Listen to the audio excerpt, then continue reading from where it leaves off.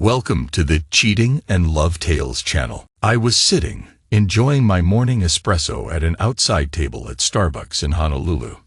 Actually, it was a venti Java chip frappuccino, my favorite drink. The girls at the store start making me one as soon as I walk in. I guess I'm a creature of habit. I do get a few dirty looks from people waiting in line when one of the girls walks down the line and hands me my drink with a pleasant, "Good morning, Mr. Mitchell." Of course, the tip may help. It was a typical Hawaiian day, not a cloud in the sky. The temperature was in the mid-70s, and a mild breeze came from the ocean. Actually, that's a dumb statement. Hawaii is an island in the Pacific Ocean.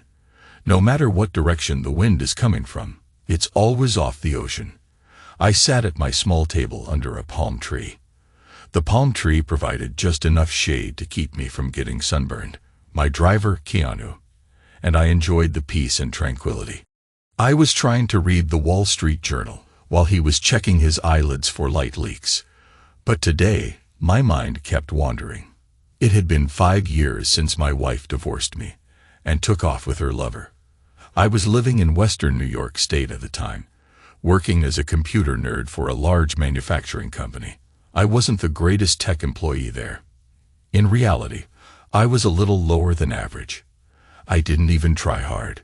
To be exact, if I finished one job, I would just wait until the next job was assigned to me.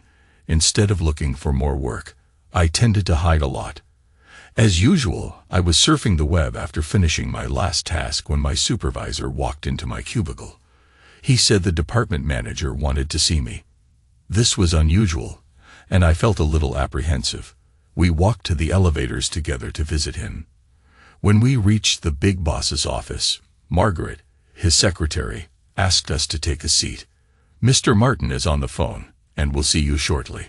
Shortly turned out to be almost 30 minutes, the longest 30 minutes of my life. When we were finally escorted into his office, we weren't even offered a chair. "Jim," he started, "you have been an employee of this company for..." He stopped to look at paperwork. 15 years. "I regret to inform you that your services are no longer required here. You will receive 1 year's severance, all your accrued vacation, and personal time in your next paycheck." Well, that was it. I was fired. What the hell was I going to do now? What the hell was I going to tell Sheila, my wife? As I packed my belongings in a box, I wasn't sure what the next couple of hours contained, but I found myself sitting in a bar, having my third or fourth double, when the bartender suggested that I had had enough, and it was time to go home. I drove carefully home. No use getting a DUI arrest, I thought. I pulled into my garage and partially drove through the rear wall. I guess my wife had some work done today that involved shortening the garage. Well, the noise should have brought her out to the garage, but it didn't. When I finally got to my feet and tried the door to the house, I found it unlocked. I opened the door to a completely empty kitchen. The table and chairs were gone, but even worse, all the kitchen appliances were missing. My first thought was, we've been robbed.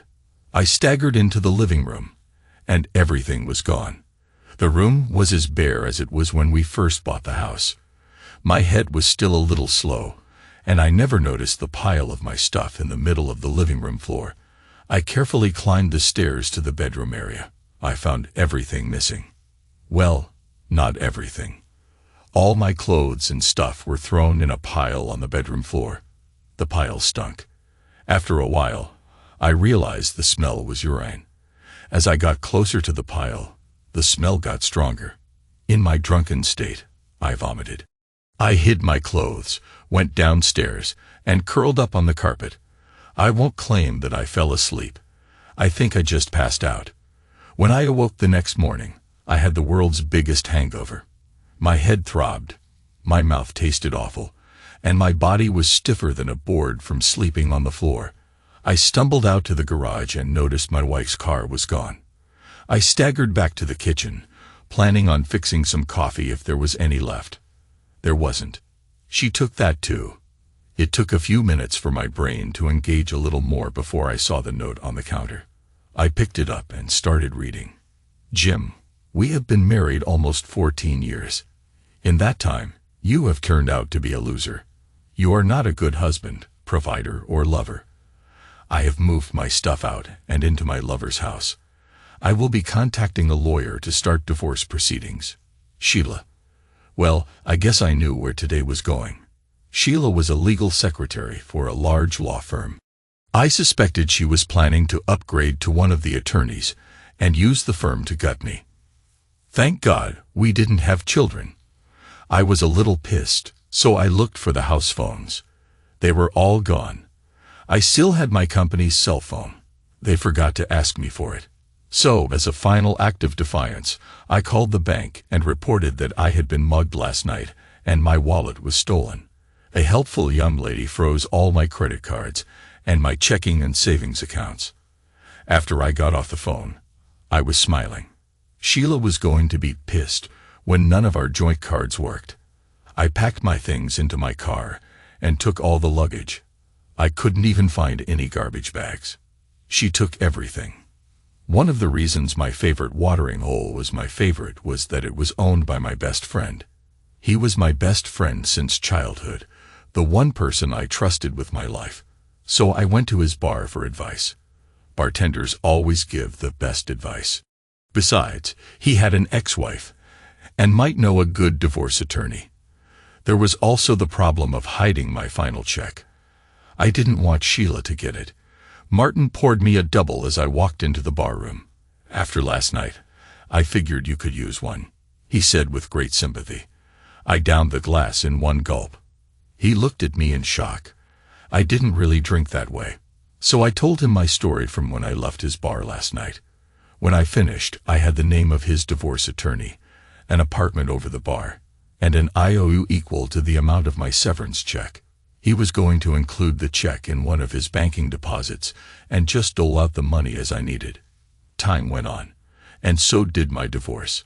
A year later, I found myself divorced and living in a small one-bedroom apartment in a questionable neighborhood. My loving wife had hired a shark for a lawyer.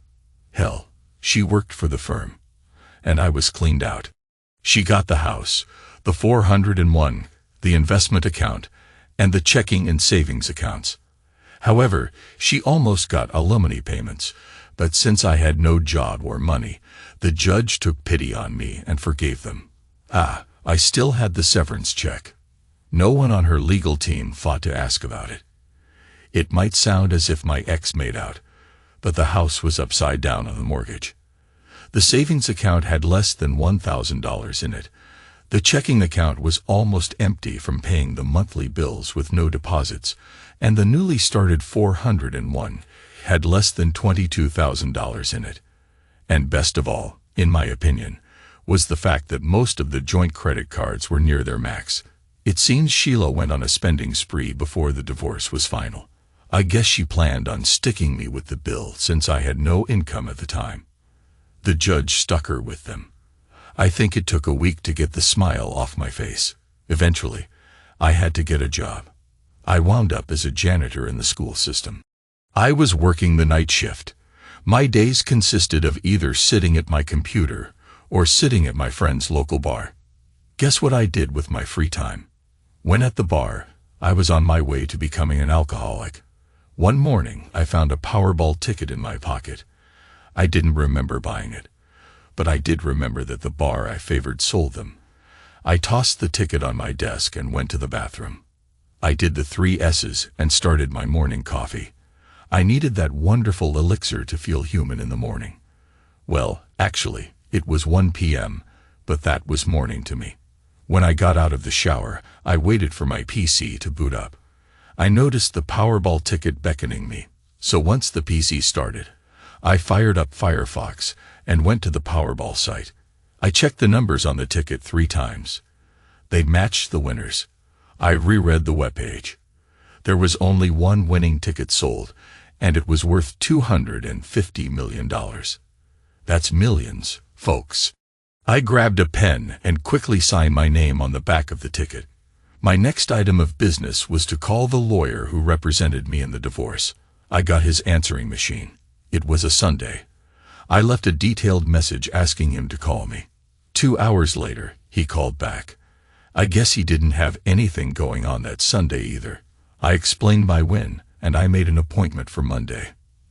The next day, we had a very long discussion about trusts, investments, tax avoidance. Most importantly, we discussed that my ex was not entitled to anything. It took almost a month to set up all the hidden bank accounts and take possession of the money. 2 weeks later, I was looking at property in Hawaii. I wanted a fancy place on one of the hills near Hawaii Kai, a suburb of Honolulu. It took almost a year before I had the new place set up to my liking, but now I was finished and enjoying the good life. My favorite memory of this period was when I got a call from my lawyer. It seemed that my ex-wife wanted to talk. She had heard about my winnings. My lawyer shot her down. I knew there was something I liked about him. So there I was, sipping my frap and enjoying my thoughts when I felt something. Did you ever have one of those funny feelings that you were being watched? I started to alert my driver. He was also my bodyguard when I looked around. I spotted a little girl of about 5 or 6 standing there watching me. She had long dark hair and the prettiest blue eyes I had ever seen on a child, but they were very sad eyes. She had a small doll clutched to her chest and a small blanket under her nose. She tore at my heart, and I wanted to just hug her and make all her problems go away. I looked at her and gave her my friendliest smile. There was no sense in frightening her with a dirty look. At the same time, I looked for a hovering parent.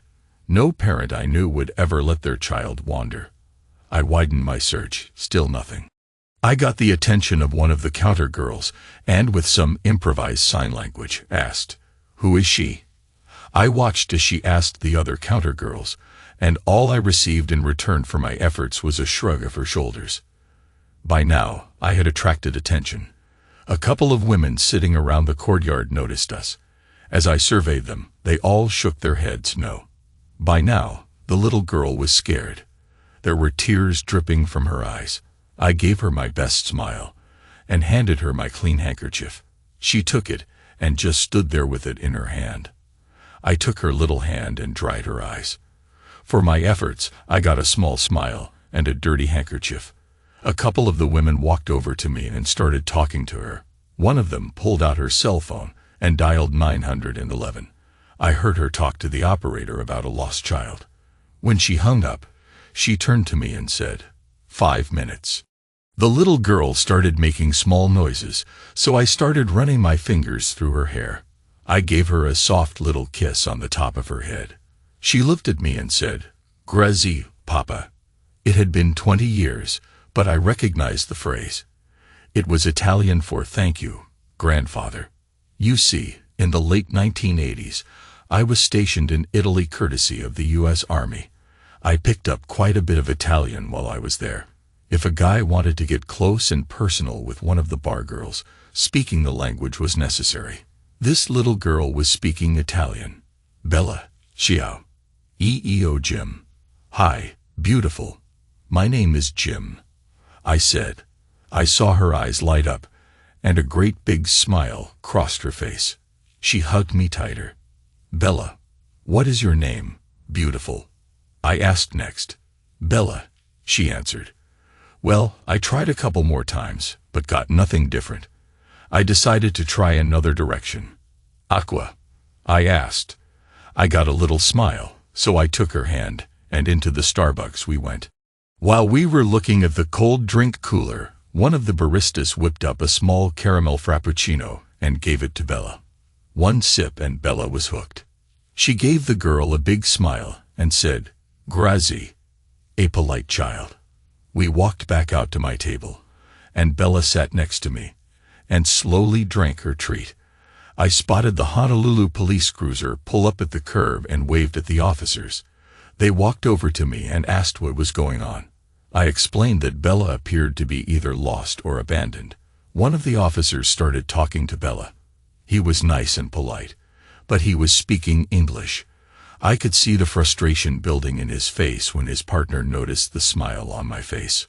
"Okay, do you know why she won't talk to us?" he asked. I nodded my head. "It appears that she only speaks Italian. My Italian is about 20 years old, so I can't get a lot out of her. Do you guys have anyone who speaks the language that you can call? Bathroom, she asked. I motioned to one of the women sitting around the patio, pointed at Bella, and said, bathroom. One of them came to my rescue, but Bella wouldn't go with the woman. So the three of us made the trip. I stayed out in the hall. Bella called me a couple of times just to make sure I was still there. When we got back to the table, I was informed that the police could not find anyone to speak Italian, so they called Child Protective Services, and a caseworker was coming. 2 hours later, the two cops, Bella, and I went to McDonald's for lunch. Bella knew exactly what she wanted. She pointed to make her choices known. I bought lunch for the four of us. When we got back to Starbucks, a very angry caseworker was waiting for us. She started writing on the police officers. She bitched at them about wasting her time by forcing her to wait for us. Well, they weren't about to take any from her, so a shouting match started. Bella was getting scared, so I walked her away from all the noise. The caseworker saw me and started yelling that I was kidnapping the child and that I should be stopped. I pulled out my cell phone and started making calls. I had been a large contributor to the current governor's campaign fund. My thought process was that if I had given all that money, I might as well start getting a little benefit from it. I got one of the governor's underlings on the phone, explained who I was and what my problem was. The reply was, I'll take care of it. It took about 5 minutes when the caseworker's cell phone rang. She answered it very rudely and started yelling at whoever interrupted her, when suddenly she got very quiet. All I heard was a lot of yes from her end of the conversation.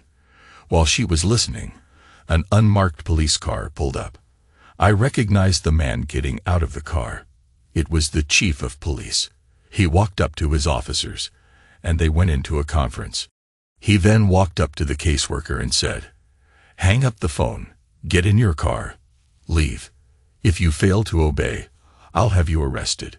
The caseworker left, and the chief walked over to my table with his two officers and introduced himself.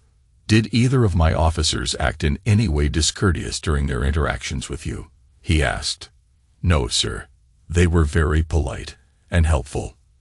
They are working to find a translator so that we can help the girl, I said. The two uniformed patrolmen smiled at me. The chief sat down at my table, and we started discussing little Bella. The two officers returned to patrol duty. The chief and I tried to decide what to do with my newfound friend. We decided that Bella would stay in my house until they found her parents or other relatives, and they would try to find an Italian translator. My driver had returned to my house.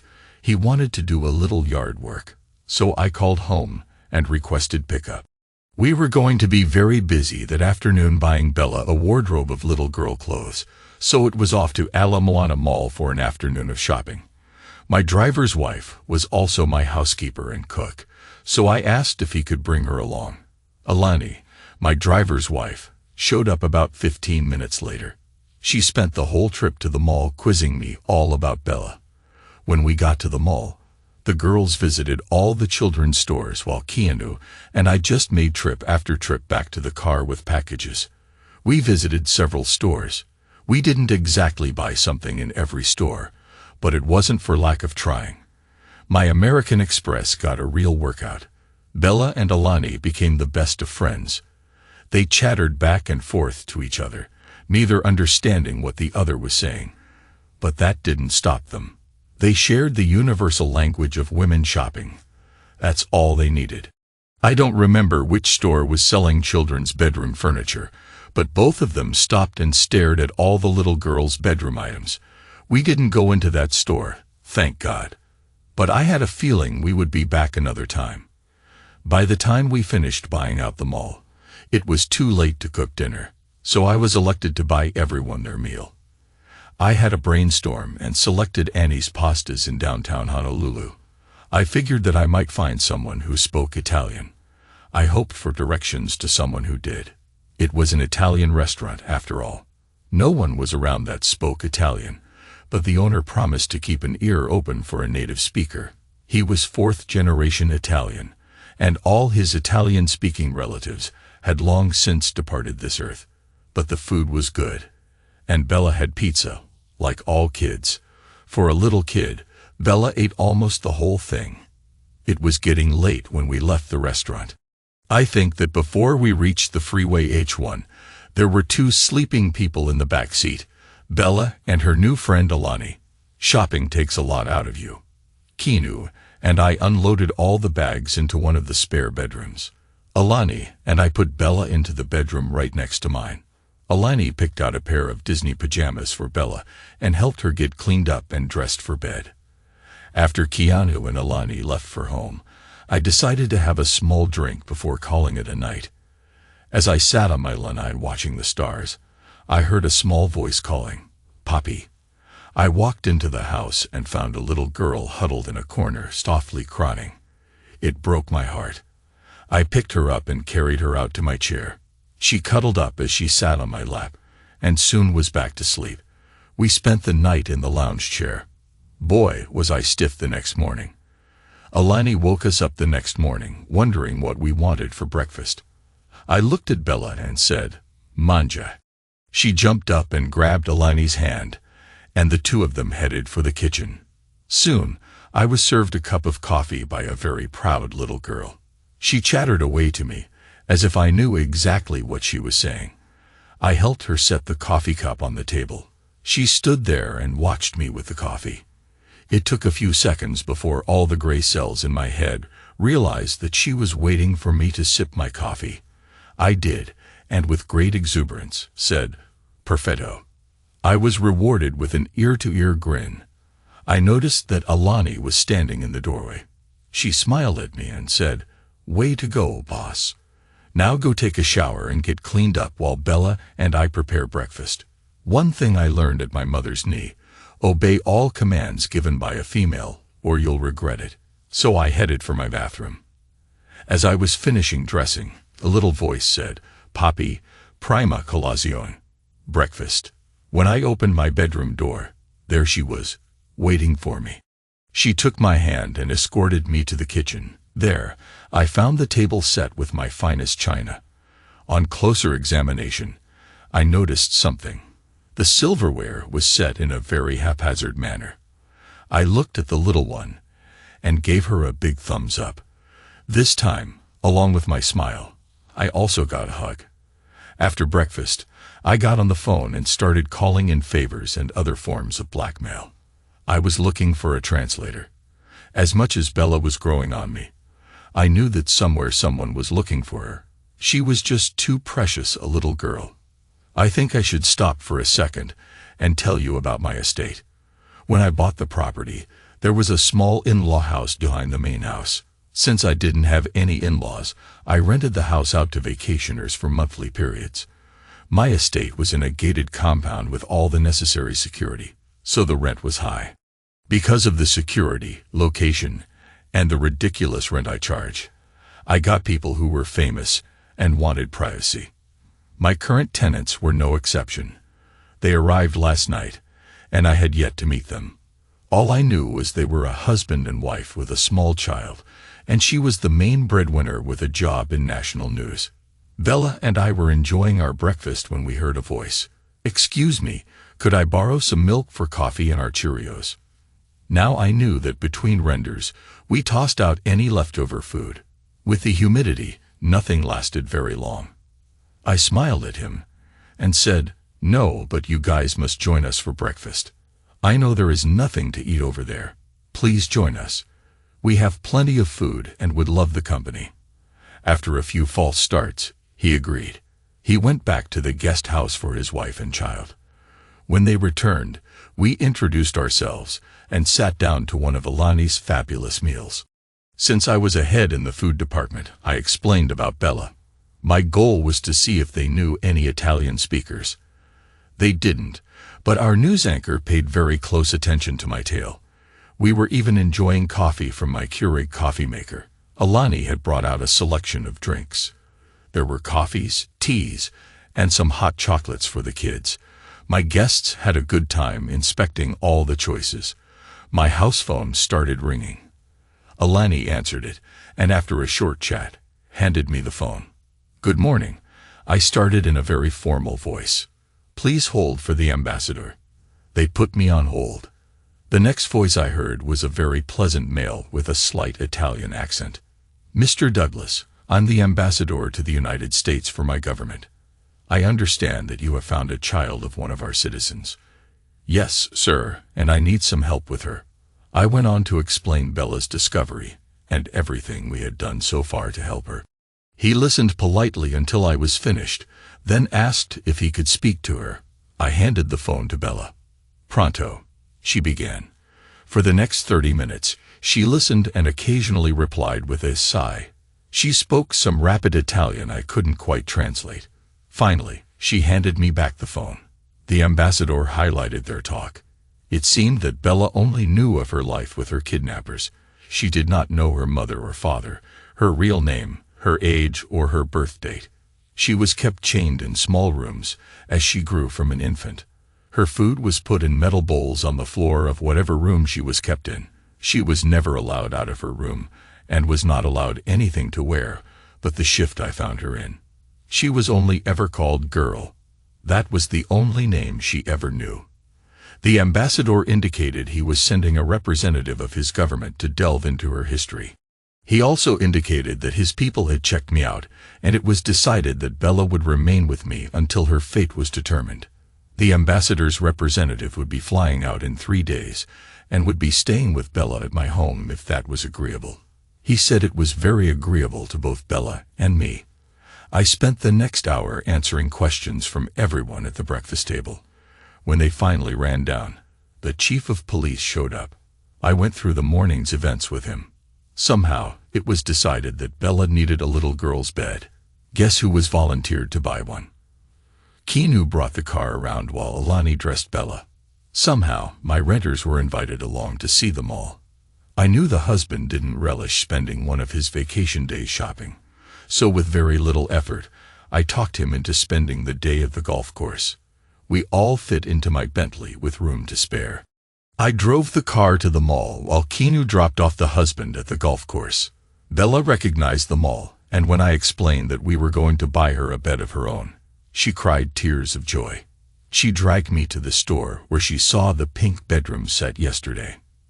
Now, Ala Moana Mall is a big place, but Bella navigated it to that store without a single error.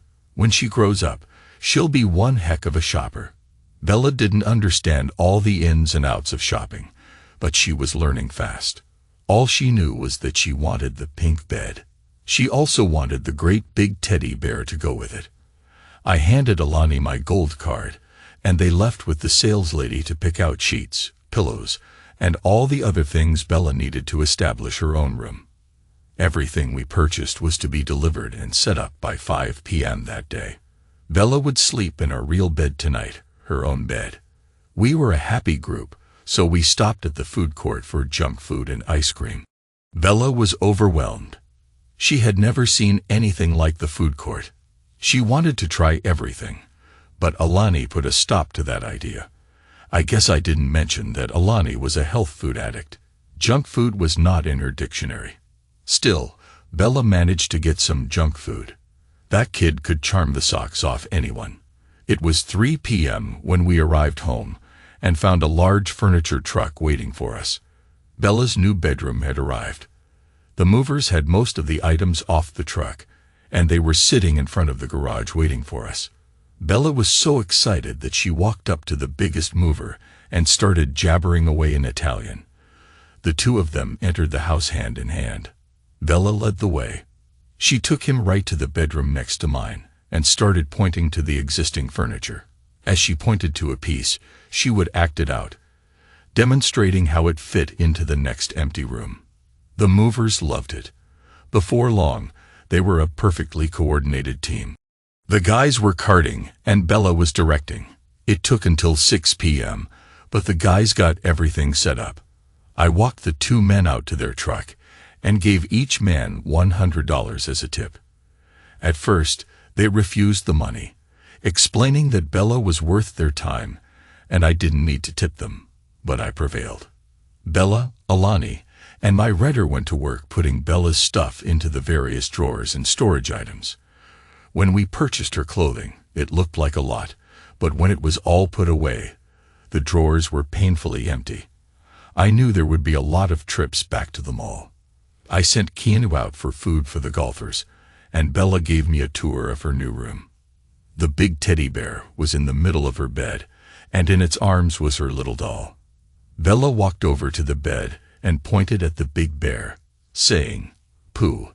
Then she touched the little doll and said, "Bella." I just stood there with tears running down my cheeks. Bella reached into the pocket of her dress and pulled out my handkerchief from yesterday. She pulled me down on my knees and started drying my cheeks. That night, I wore pajamas to bed in case I got a visitor in the middle of the night. I got a little visitor. This time she wasn't scared. She was happy and wanted to cuddle. Toward the end of the week, I received an email from the Italian embassy. It contained the flight number and arrival time of Bella's tutor, Bella Keanu, and I were standing in the arrival lounge. Miss Gina Castillo walked through the gate. She was stunning, dark hair, olive skin, dark eyes, and about 5 feet 6 inches. I've never been good at guessing a woman's weight, but her body was perfect. She was dressed in a business suit that highlighted her attributes, in my humble opinion. We went through the greeting routine among the adults, and when everyone was introduced, Jenna squatted down and introduced herself to Bella in Italian.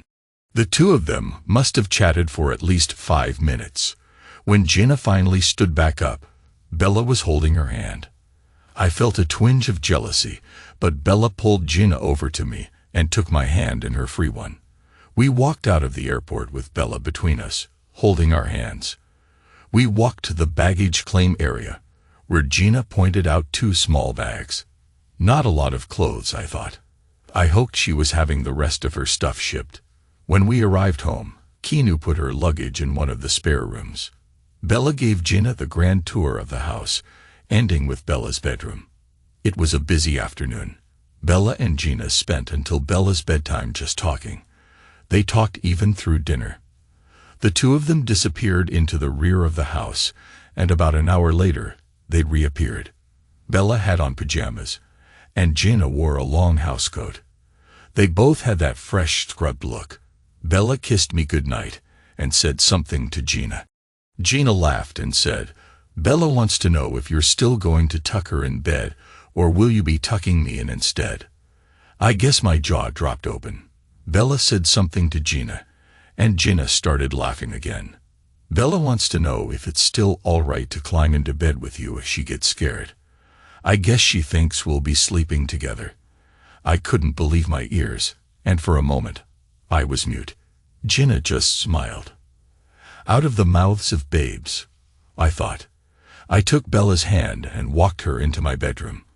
I pointed at my side of the bed and said, "Pooh." Pointing at the other pillow, I said, "Bella." I was rewarded with an ear-to-ear smile from my very happy little girl. Bella looked at the bed and started pointing. "Poppy, Bella," indicating which pillow was for each of us. I looked over at Gina, who was just enjoying the whole conversation. "Okay, explain your thoughts," I challenged. Gina just looked at Bella and said something in Italian, which I couldn't understand. After I got Bella all tucked in, I went looking for Gina. I found her on the lanai, waiting for me with a glass of wine. I fixed myself a Crown Royal on the rocks, a strong one. "We've got to talk," I started. "I learned a lot about Bella today." "Damn right we do," I replied, feeling irritated. "I was just having fun with you. You really need to loosen up a little." First and most importantly, Bella has never had any education or mother-child bonding. She was left to raise herself.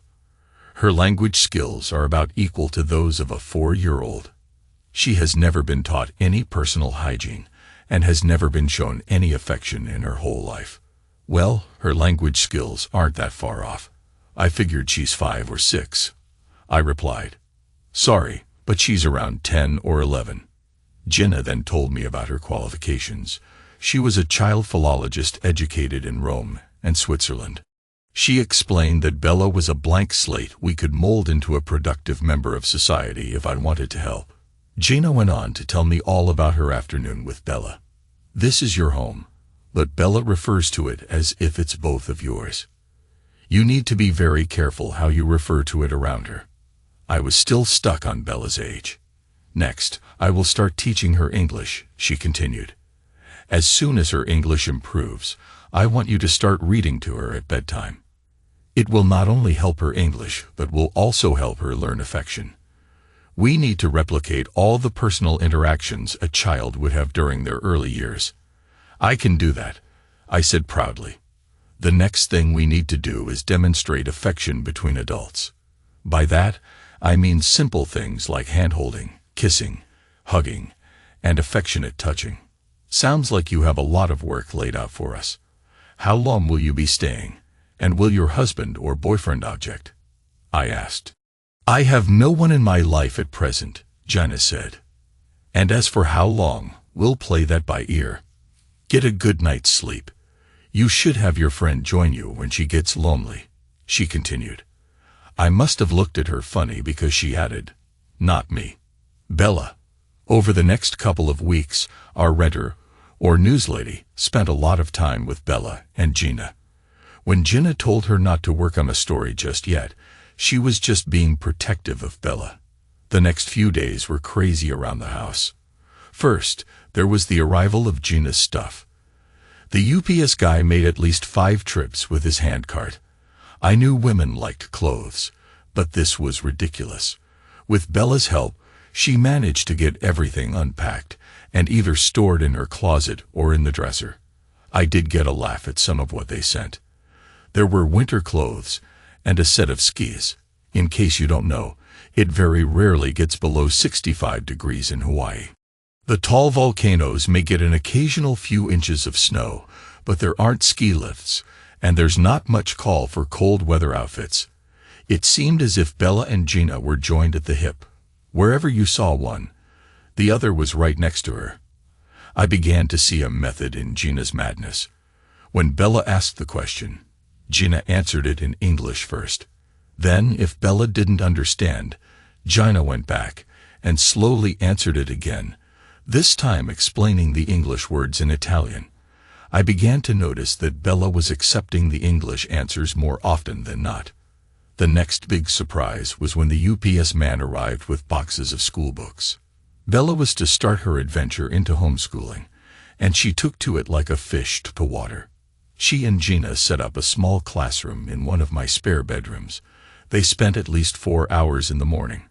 They broke for lunch, did some girl things, and then, if time permitted, worked the rest of the afternoon before dinner. If Gina wasn't handy, I was given the chance to answer Bella's school questions. Bella tried to talk to me in English when she asked the question.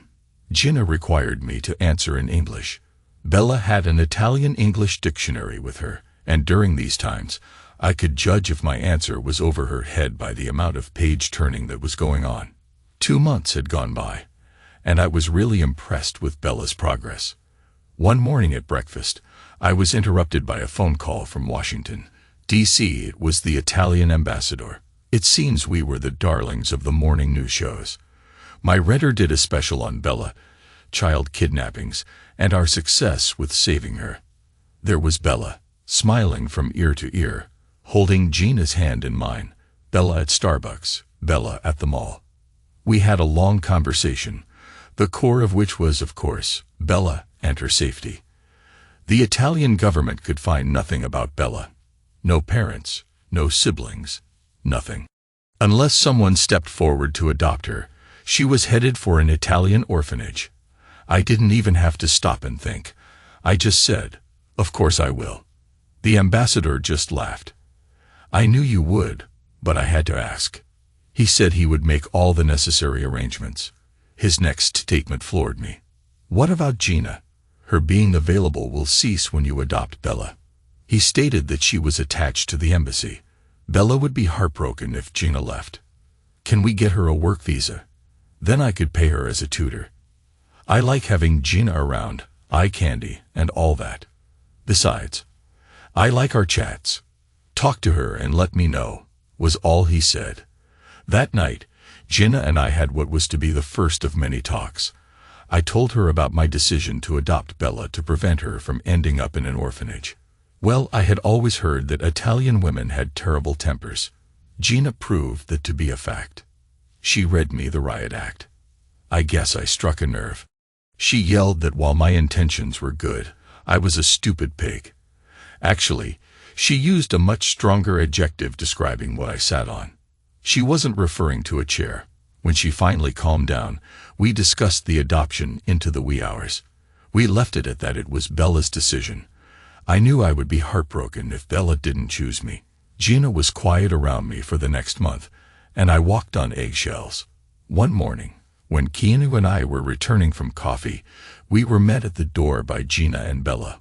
Bella ran up to me and hugged me with all her might. Gina threw her arms around my neck and gave me a kiss. I guess I did something right, but I'll be damned if I knew what. When Gina finally gave me my lips back, she said, "You are a wonderful man." The ambassador called today. The papers are being FedExed to us.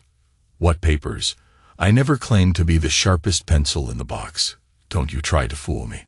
I know you planned everything, adopting Bella and sponsoring my visa so I could stay here with you too. That night, there were two sweet females in my bed. Bella was in her usual spot, and Gina was spooned against my back. Damn, I got a really good sleep. The next morning, I woke to poking. Gina was gently prodding me. It was a nice way to wake up. Too bad Bella was wrapped around my back. I could have stayed that way all day. As I wiggled my way out of bed, I heard not one but two females complaining. I went to the bathroom, got undressed, shaved, and hopped in the shower. About halfway through, I felt a draft. Gina had drawn back the curtain and was inspecting me. "Not bad," was all she said before leaving. I started to protest her departure, but then I heard Bella's voice. I decided that I'd start researching summer camps for Bella. That way, I could get some alone time with Gina. It was a nice idea, but I found that there weren't any overnight summer camps around. The next couple of years just flew by. Bella accepted Gina and me as her parents. I really don't know when or how it happened, but one day I noticed that we were mommy and daddy when she referred to us. Gina and I grew closer. While I was still shy as far as marriage was concerned, that didn't stop me from allowing her to move into my bedroom. Bella even stopped visiting us in the middle of the night. Gina and I started taking afternoon naps when Bella was in school, just in case we got a little visitor in the middle of the night. As part of Bella's development, she started going to school with her peers. She did great. She blended in with her age group, and we had kids visiting the house almost every day. Our house became the neighborhood hangout. Every weekend, Bella had a couple of her friends sleep over. Alani loved the kids. Her grandchildren lived in California. These were her substitute grandchildren.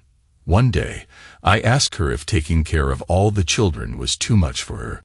I know Italian women have a temper, but I never realized that Hawaiian women did too. And to make matters worse, Hawaiian women were really good with knives. One of these days, I'm going to learn to keep my mouth shut. One Sunday, Bella sat on my lap to chat. "Poppy, when are you going to ask Mommy to marry you? You know she loves you very much, and you love her too. Besides, I want a baby sister or brother before you're too old." A lot of thoughts crossed my mind in a few seconds. The one that ended up in the forefront was, why not? So I asked Bella, "If you can keep a secret, you and I will go looking at rings after school tomorrow." When I picked her up the next afternoon, she had a list. She listed all the jewelers on the island she wanted to visit, all of them. What Bella wants, Bella gets. She and I spent the next couple of weeks shopping. It was the usual conundrum. We ended up back at the first shop we had looked at. The ring we chose was a simple diamond. It was surrounded by small cut birthstones. They were Bella's, mine, and hers. The jeweler said he could add more birthstones if we had more children. It was simple but elegant. Bella approved, and I paid. The next thing Bella did was plan how I was to propose. She told me, "You are the best dad, but you don't understand women. I'll plan the proposal." And plan she did. She and Alani worked out all the details for a special dinner, choosing the date that Bella found me at Starbucks. That sounded good to Gina. A special dinner on the day. Alani did her usual excellent job of preparing and serving the meal. We were having a very relaxed dinner when Alani served dessert. On Jana's plate was only the ring box. She just sat there with tears running down her face, still not opening the box. Bella broke the silence. "Well, aren't you going to open it?" Gina just sat there, shaking her head and crying. She made no move to open the box. Bella just looked at me and said, "Well, ask her." So I did. "Jana, will you make me the happiest man in the world and marry me?" I know it wasn't an elegant speech, but I'm not that good a speaker. At that point, Bella put her 2 cents in, saying, "Poppy, you're supposed to kneel when you ask." I did my best to kneel on one knee, holding the ring box. Gina opened the box and started crying harder. The women went crazy for the next 3 months. They decided on the location for the wedding, the park at Y, and they even got a Catholic priest to officiate the outdoor ceremony. The reception was to be at my country club, where there would be about 200 guests. The bridesmaid was to be Bella, and the best man was to be Keanu. The rest of the wedding party was to be our friends. Some of Gina's friends worked for the Italian embassy in Washington, and they were invited, all expenses paid.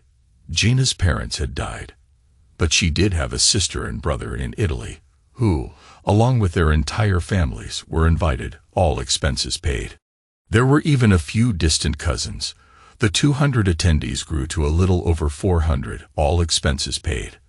I ended up renting a couple of floors at one of the beach hotels. I don't even want to talk about the cost. You guys know the routine. I wasn't allowed to do anything concerning the wedding dress except pay for it. Both Bella and Gina accompanied me to pick out the tuxedos. I was under the impression that all I had to do was basically pick one. Boy, was I wrong. Let me tell you, Gina and Bella spent all afternoon making sure my outfit was perfect. They almost drove the tailor to a nervous breakdown with all their changes. I'm just glad it was a black tuxedo with a white shirt. Just think what would have happened if I had wanted a colored shirt, or heaven forbid, a patterned one. I'd probably still be in the store. All I can say is, when Bella gets married, I'm going on a year-long around-the-world cruise, ending the day before the wedding. I'm not going to be around for all that planning. I just couldn't stand the stress. I'm just going to leave the American Express card. Every time Keanu walked by me, he just laughed. I told him I was going to fire him after the wedding, and he just laughed even harder. The big day finally arrived. I wasn't allowed in my own house the few days before. I ended up staying in the hotel with all of Gina's relatives. They turned out to be a really fun bunch. Between my broken Italian and their broken English and my credit card, we got along famously. There I was, standing in front of the makeshift altar with the priest, when this beautiful vision in white started down the aisle with the bridal party leading the way. She was my soon-to-be wife, Gina. The rest of the afternoon was a blur. I remember saying "I do." I remember the reception, and I remember everyone congratulating me. Most of all, I remember the wedding night. That night, we started on making a baby, but Gina had been on the pill, and it took almost 5 months before it took. Gina and I were gone 3 weeks on our honeymoon. She took me to her homeland and showed me the land of her birth. Italy is a beautiful country, and every night was special. I hated to leave and return home to normal, if you can call living in Hawaii normal. I really don't know who was happier between the three of us. All I know is that Bella helped pick out everything for the baby's room, helped send out shower invitations, and accompanied Gina on all her visits to the OB. Gina did draw the line at the labor room. Only I was allowed in there. It was a beautiful May afternoon when Giorgio Douglas entered the world at 8.3 pounds, a very healthy baby boy. When Bella was allowed in the room, the first thing she did was visit her new brother. "Hi, Giorgio. I'm your big sister. Welcome to our home." The nurse picked the baby up and let Bella hold him for just a moment before giving him to his mom to start feeding. Bella watched everything Gina did with the baby. Bella had discovered the miracle of life and started to realize her place in it. The wait in the hospital worked out to be 2 days before Gina and her son could leave. I think they were the longest 2 days in Bella's life. Bella had arranged to take the day off from school and was up and dressed at dawn. She supervised Keanu as he installed the baby seat, arranged the placement of the diaper bag, and of course, picked out all the baby toys. She lectured Keanu on keeping to the speed limit, avoiding potholes, and general safe driving procedures. She informed him, "You are driving my brother home." I knew I had to give him a bonus at Christmas for his patience. Bella had plans to show her brother all the sights on their way home. Unfortunately, he slept the entire time. Anyone who has raised children knows that for the first few months, a child just eats, sleeps, and goes through diapers. Bella spent all her free time watching her brother and asking Gina all sorts of questions. If I wanted to visit with Bella, I had to pick her brother up and leave the room, followed as if on a leash. I still remember when Giorgio was about 3 or 4 months old and recognized his sister. He gave her a big toothless grin. Bella was hooked from that point on. She was his perfect big sister. When Bella's friends came over, they were subjected to tales of Giorgio's accomplishments, but being girls, they loved it. It was cute to see all the girls watching whenever he needed a diaper change. It was even funnier when 1 or 2 of the girls got showered during the changing. They all complained, but it took another year before anything of note happened. Gina and Bella had their annual physicals, and when they returned, Bella was a very quiet little girl. She and Gina disappeared into Bella's bedroom with a pamphlet the doctor had given her. I guess Gina was going to tell Bella the facts of life. Dads were not invited to these discussions. They spent the time until dinner in Bella's bedroom, but when they sat down to dinner, Bella was acting like her old self. Gina held my hand through the meal, but gave me that "we'll talk later" look. We did talk later. Gina explained everything she, Bella, and the OBGYN discussed. The outcome of our talk was that I was to keep my mouth shut and not embarrass Bella. I guess there are things fathers can't know concerning their daughters. About a week later, the doctor's office called. We were to bring Bella in for some additional tests. No big deal, just to check on some things. The nurse gave us a series of appointments at the hospital and the lab. The end result of all the tests was that Bella had leukemia. We had a family visit with an oncologist. The man was full of hope and good news. He used phrases like, "We caught it early," "a bone marrow transplant," and "a little chemotherapy is all that's required. And most importantly, she'll live a long and productive life." I was worried about finding a bone marrow donor because of our non-blood relationship, but we got lucky. Bella had a very common bone marrow type. Many of Bella's friends volunteered to be tested as donors. While none of them were used, it made Bella very proud of her friends. When it came time for the transplant, Gina and I practically lived at the hospital. Bella received cards and letters from all her classmates. The bone marrow transplant was a success, but the oncologist wanted to continue chemotherapy just in case. Bella was a sick little girl. Her hair fell out. Gina and I shaved our heads too. The 3 of us made quite a sight. Bella picked out headscarves for Gina and me, and the girls' scarves looked good on them. Mine had a weird pattern and color. My girls would look at me and snicker. I knew I'd been set up, but if it helped Bella, I didn't care. One day, I received a phone call from the school. They wanted me to bring Bella in for a homecoming rally. When the date of the rally arrived, Gina and I escorted Bella into the school's gym. Imagine my surprise when we walked in and found ourselves facing about 200 bald teenagers. Her class had decided to show their support by shaving their heads. Bella was weak, but held onto my arm and smiled from ear to ear. The kids chanted her name over and over again. Bella and Gina cried. Well, let's just say I must have gotten something in my eyes because they watered freely. About a year after that first meeting with the oncologist, we received the good news. The doctor said the chemotherapy had worked and Bella was cancer-free. She could start high school in the fall as a freshman. We were a very happy family that night. I overheard Bella telling her 3-year-old brother that she'd be around to help him grow up. I cried my eyes out later. I never realized that Bella had been contemplating death while dealing with her cancer. Bella and her brother were inseparable. If you found one, you usually found the other. It got so bad that Gina and I enrolled him in preschool. This allowed Giorgio to tell his sister all about his day at school. Gina and I watched in amazement as the two siblings developed a special bond. The years flew by, and Gina and I grew closer. I guess Bella's sickness was the catalyst. We behaved like an old married couple. By that, I mean our lovemaking dropped off to once or twice a week. We didn't sit on the couch and cuddle every night, only on those nights. Bella's sophomore and junior years passed quickly. Soon, we were discussing colleges. In Hawaii, there aren't a lot of choices, so we expanded our search to the mainland. We searched the West Coast and the Ivy Leagues on the East Coast. Bella decided that she really didn't want to leave home. So she elected to apply to Brigham Young University, Hawaii, BYU. It was a beautiful campus next to the Polynesian Cultural Center. It was during the Christmas holidays that I noticed Bella wasn't her normal cheerful self. I chalked it up to the strain of the holidays and selecting a college.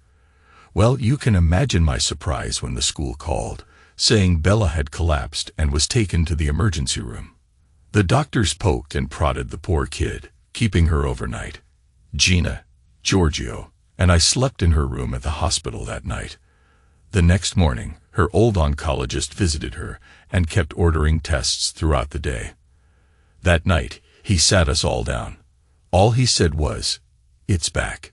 Gina collapsed, and I managed to catch her before she hit the floor. Giorgio ran from the room, wanting to be alone with his fear. Me. I just walked over to Bella's bed and started talking to her. "We'll beat it again.